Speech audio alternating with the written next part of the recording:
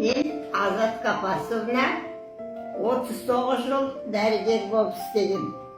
Қатон-Қарағайда 1970-тен 1981-ге дейін районный детский врачтың бастығы болып істедім.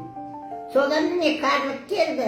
Карлық келді соң жүрегім ауыратын болды.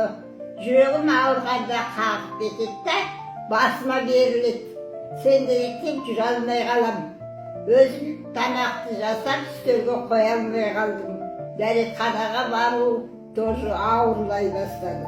Содан мына дәріні іштім, декарияны. Сол ішкелі 2 жыл болды.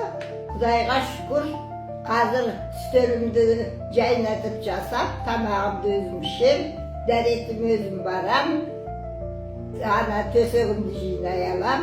Құдайға шүкір, қозғалыс, өмірге деген ұмтылыс пайда болды. Сіздерге айтатыным мына декарияны ішіп, денсаулықтарыңызды түзетіңіздер. Карлық деген адамға, әрбір адамға беріле бермейді. Берілген оны тоже қасиеттеп дұрыс өткізу керек. Артыңа кішкене із қалдыру керек. Жақсылық жастарға өмірдің қиындығын, жақсылығын бәрін айтып